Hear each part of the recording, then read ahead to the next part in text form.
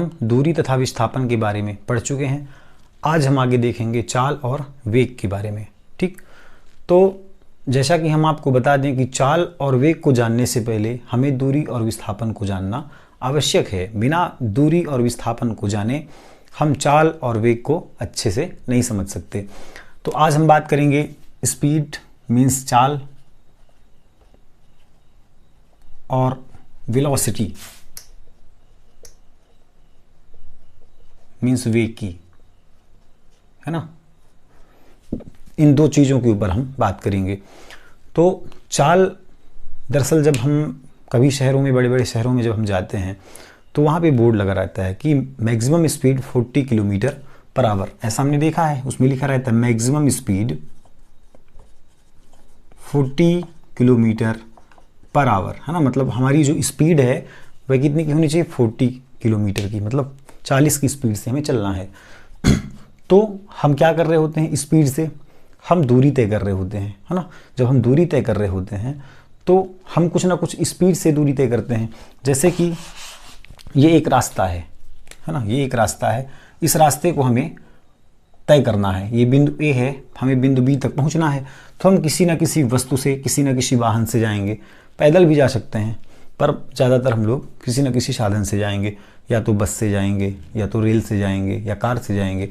तो हमारी कुछ ना कुछ स्पीड होगी, है ना। तो हमारी कुछ ना कुछ स्पीड होगी। हम किसी न किसी स्पीड से आगे की ओर बढ़ते जाएंगे, प्रत्येक बिंदुओं को पीछे की ओर छोड़ते हुए, और हम फाइनल बिंदु पर पहुंचेंगे। हमारी कुछ ना कुछ स्पीड होगी। तो हमने कल देखा था दूरी है क्या? दूरी है पथ की लंबाई।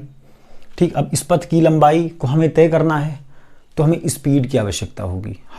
हमारी स्पीड जितना ज़्यादा होगी, हम उतने ही कम समय में इस दूरी को तय कर पाएंगे, इस पथ की लंबाई को तय कर पाएंगे। स्पीड जितनी हमारी कम होगी, हम इस बिंदु से इस बिंदु तक पहुंचने में हमें उतना ही अधिक समय लगेगा। ठीक, तो चलो बात कर लेते हैं स्पीड की। तो स्पीड है क्या? किसी वस्तु द्वारा एक सेकंड में, किसी वस्तु द्वारा, स्पीड की परिभाषा है, डेफिनेशन है, किसी वस्तु द्वारा एक सेकंड में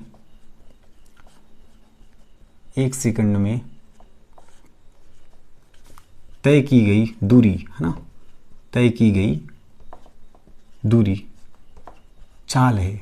ठीक है, कोई वस्तु है, वह एक सेकंड में, प्रति सेकंड में जितनी दूरी तय करेगी, जितनी दूरी चली गई दूरी चाल है, तो चाल कहलाएगी। ठीक है, अब ये एक सेकंड में ही हम दूरी मापते हैं, है ना। हम जब दूरी मापेंगे तो देखेंगे कि एक सेकंड में वस्तु कितना चल रही है। ठीक, तो चाल बराबर, सूत्र है चाल बराबर दूरी बटा समय। चाल बराबर है दूरी बटा समय। हमने विभिन्न सूत्र लिखाते समय इन सबको बता भी चुका है। ठीक, चाल एक कैसी राशि है? चाल एक भौतिक राशि है, और भौतिक राशि में व्युत्पन्न राशि है ना। चूँकि हमारे पास 7 मूल मात्रक हैं, और ये 7 मूल मात्रकों की सहायता से जो अन्य मात्रक बनेंगे उन्हें हम व्युत्पन्न मात्रक कहेंगे। तो चाल एक भौतिक राशि है। कैसी राशि? व्युत्पन्न राशि है। ठीक है, तो चाल बराबर दूरी बटा समय। तो इसका हम दूरी को किससे मापेंगे? इसका मात्रक लिखें, SI मात्रक, SI मात्रक चाल का। तो दूरी का मात्रक मीटर और समय का मात्रक सेकेंड। तो मीटर बटा सेकेंड, या मीटर प्रति सेकेंड, या मीटर सेकेंड इनवर्स। इसको 3 प्रकार से हम लिख सकते हैं। और इसका विमीय सूत्र जब हम बनाएंगे तो विमीय सूत्र क्या बनेगा? इसका विमीय सूत्र बनेगा दूरी का L, दूरी को L से, है ना, और समय को T से मेजर करेंगे तो ये हो जाएगा LT -1। T ऊपर आएगा -1, MLT के पदों में लिख देंगे तो हो जाएगा M0 LT की पावर -1। ये विमीय सूत्र हो गया। और चाल कैसी राशि होगी? चाल क्या है? किसी वस्तु द्वारा एक सेकंड में तय की गई दूरी, है ना। अब दूरी कैसी राशि है? अदिश राशि है, तो चाल भी अदिश राशि होगी, है ना। चूंकि चाल दूरी से संबंधित है, दूरी के लिए हम चाल का उपयोग करते हैं। चाल भौतिक राशि को हम दूरी के लिए बतलाते हैं। तो चाल कैसी राशि हो जाएगी? अदिश राशि हो जाएगी, स्केलर क्वांटिटी, है ना, अदिश राशि। चाल एक अदिश राशि है। और एक सेकंड में तय की गई दूरी चाल कहलाती है। ठीक है, एक सेकंड में जब हम दूरी तय करेंगे तो वह कहलाती है चाल। और हमें चाल यह बतलाती है कि कोई वस्तु कितनी कितनी गति से चल रही है ना। चाल हम किस में देखते हैं कि कोई वस्तु कितनी गति से चल रही है। फिर चाल के बारे में और हम देखेंगे आगे, है ना। औसत चाल होता है, तात्क्षणिक चाल होता है। तो जैसे हम कभी कभी बाइक चला रहे होते हैं तो जो स्पीडोमीटर जो होता है हमारी बाइक में, तो हम उससे देख सकते हैं कि हम उस क्षण विशेष पर, जिस क्षण पर हम देख रहे हैं उस क्षण विशेष पर हमारी स्पीड कितनी है हमारी बाइक की, है ना। तो ये स्पीड क्या बतलाती है, गति बतलाती है। आप गति को देखते हैं स्पीड से, ठीक है। तो चाल एक अदिश राशि है और इससे किसी वस्तु की गति को हम माप सकते हैं, गति को देख सकते हैं, ठीक है, कि कोई वस्तु कितना तेज चल रही है। तो बात हो गई स्पीड की। अब बात करते हैं वेलोसिटी की, वेग की। तो जैसा कि चाल दूरी से संबंधित है तो वेग किससे संबंधित होगा, विस्थापन से, है ना।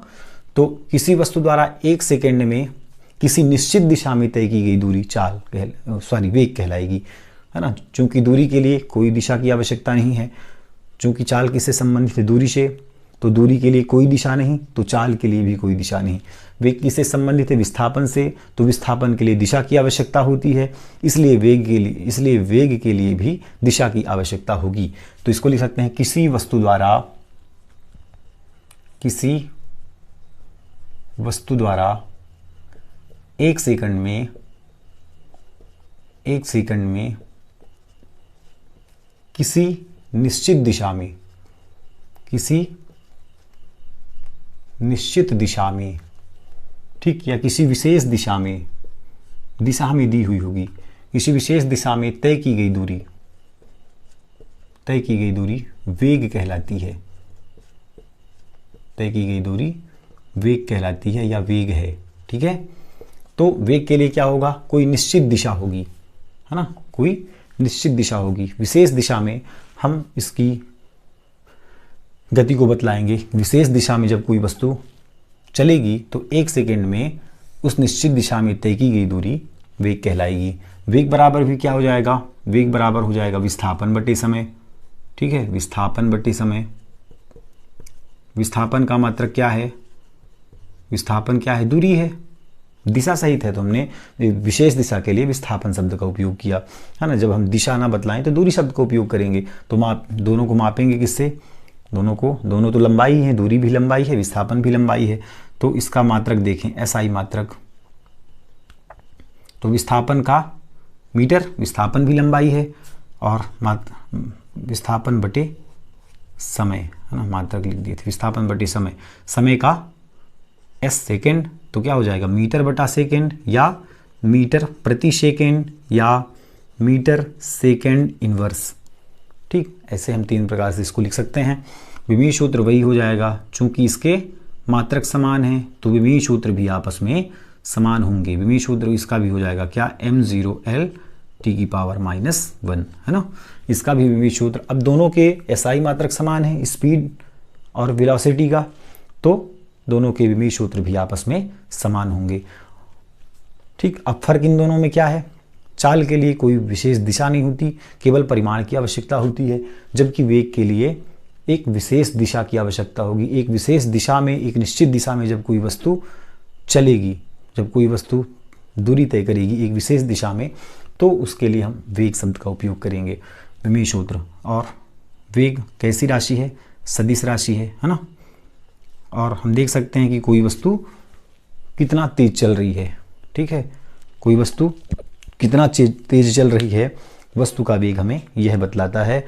और वेग, अब चूंकि विस्थापन क्या है, विस्थापन धनात्मक, ऋणात्मक अथवा शून्य कुछ भी हो सकता है, तो विस्थापन के साथ साथ वेग चलेगा ना। विस्थापन के लिए हम वेग बतलाएंगे तो वेग भी धनात्मक, ऋणात्मक अथवा शून्य कुछ भी हो सकता है।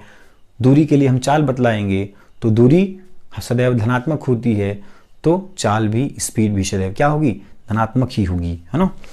चलिए इससे संबंधित हम कुछ सवाल देख लेते हैं, स्पीड से रिलेटेड, है ना, और इससे रिलेटेड, वेलोसिटी से रिलेटेड। स्पीड से रिलेटेड है कि कोई वस्तु 4 सेकंड में 60 मीटर की दूरी तय करती है, स्पीड से रिलेटेड है ना। कि कोई वस्तु है, मान लेते हैं ये कोई वस्तु है, ये वस्तु क्या कर रही है, 4 सेकंड में, समय कितना दिया है 4 सेकंड, ठीक, 4 सेकंड में 60 मीटर की दूरी तय करती है। तो 60 मीटर मान लेते हैं, ए से बी बिंदु की दूरी है 60 मीटर, है ना, और इस दूरी को वह तय करती है कितने में, 4 सेकंड में। 4 सेकंड का समय लगाती है। तो समय 4 सेकंड है और दूरी कितना है, 60 मीटर। दूरी कितनी दी गई है, 60 मीटर।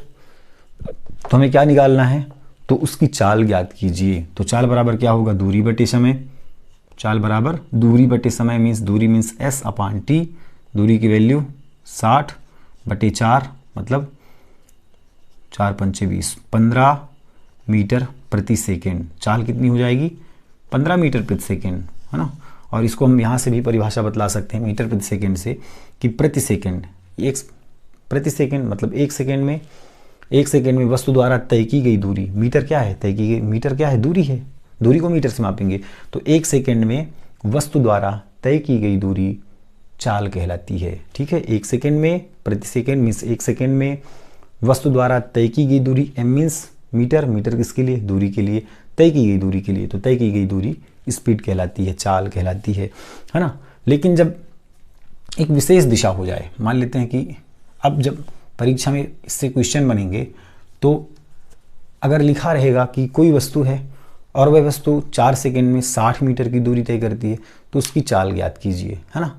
इसमें डायरेक्शन नहीं होगा चाल में। लेकिन जब वेग की बात आएगी तो एक विशेष दिशा में या एक निश्चित दिशा में ये ज़रूर बात आएगी, और वस्तु एक सरल रेखा में गति कर रही होगी जब एक विशेष दिशा की बात आएगी, तो है ना। तो इसके लिए है कि यदि कोई वस्तु है वह किसी विशेष दिशा में 5 सेकंड में 50 मीटर की दूरी तय करती है। मान लेते हैं यहाँ से यहाँ की दूरी है 50 मीटर। इस दूरी को तय कर रही है कितने सेकंड में, इस दूरी को तय कर रही है 5 सेकंड में। तो इसकी हमें वेलोसिटी निकालनी है, वेग निकालना है हमें। तो निकाल दो वेलोसिटी। वेग बराबर क्या हो जाएगा, विस्थापन बटे समय। तो विस्थापन कितना है, कितनी दूरी तय कर रही है, 50 मीटर की, और समय कितना है 5 सेकेंड, है ना। तो कितना हो जाएगा 10 मीटर प्रति सेकेंड। चूँकि वेग का एसआई मात्रक कितना है, एसआई मात्रक है मीटर प्रति सेकेंड, तो वेग हो जाएगा 10 मीटर प्रति सेकेंड। मतलब वस्तु जो है 10 मीटर प्रति सेकेंड के वेग से गति कर रही है या दूरी तय कर रही है ना, एक विशेष दिशा में। और यहाँ पर वस्तु 15 मीटर प्रति सेकेंड के वेग से गति कर रही है। कहाँ पर, किसी रास्ते पर, है ना, किसी रास्ते पर गति कर रही है। रास्ता कैसा भी है, क्योंकि स्पीड है और दूरी के लिए स्पीड है, तो पथ कैसा भी हो सकता है, वृत्ताकार हो सकता है, शंक्वाकार हो सकता है, ठीक है, त्रिभुजाकार हो सकता है, आयताकार हो सकता है, या फिर कुछ भी हो सकता है। ठीक है, और जब सरल रेखा होगी तो एक विशेष दिशा होगी स्पीड के लिए। अब इन दोनों में अंतर देख लेते हैं, चाल और वेग में अंतर। तो ये हो गया चाल और ये हो गया वेग, इन दोनों में अंतर देख लो। चाल मीन्स चाल, स्पीड। तो चाल क्या है, पहले तो आप परिभाषा लिख सकते हैं इन दोनों की, फर्स्ट नंबर पे, है ना। परिभाषा हमने लिखवा भी दी है कि प्रति सेकंड में वस्तु द्वारा तय की गई दूरी को चाल कहते हैं, एक सेकंड में वस्तु द्वारा तय की गई दूरी, और यहाँ पर एक सेकंड में वस्तु द्वारा एक निश्चित दिशा में तय की गई दूरी को वेग कहते हैं। फर्स्ट नंबर हो जाएगा। दूसरा आप लिख देंगे क्या, दूसरा चाल एक अदिश राशि है, वेग एक सदिश राशि है।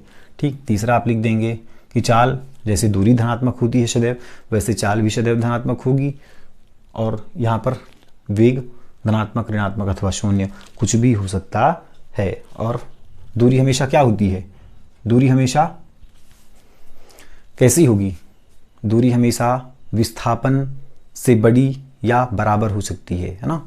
दूरी हमेशा विस्थापन से बड़ी या बराबर होगी। उसी तरह चाल हमेशा वेग से बड़ी या बराबर होगी। चाल, वस्तु की चाल उसके वेग के बराबर या उससे अधिक होती है।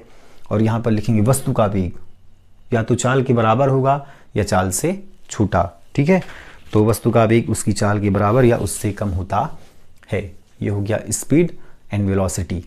ठीक है, तो कल हमने जाना था दूरी और विस्थापन, उसको आप अच्छे से पढ़ लें, उसके बाद ही आप चाल और वेग को समझ सकते हैं।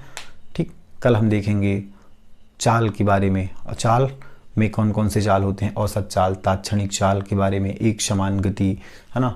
वैसे ही वेग में औसत वेग, तात्क्षणिक वेग, इनके बारे में कल हम अध्ययन करेंगे। ठीक है, तो हम आपका कोर्स हर एक बिंदुओं पर आपके कोर्स को हम कंप्लीट करवाएंगे। ठीक है, हर कुछ आपको मिलेगा यहीं पर, आपको कहीं जाने की ज़रूरत नहीं है। ठीक, आपको बिल्कुल ट्यूशन की तरह हर चीज़ यहाँ पर समझाया जाएगा। ओके, तो चलिए कल मिलते हैं औसत वेग, तात्क्षणिक वेग और औसत चाल, तात्क्षणिक चाल के साथ। धन्यवाद।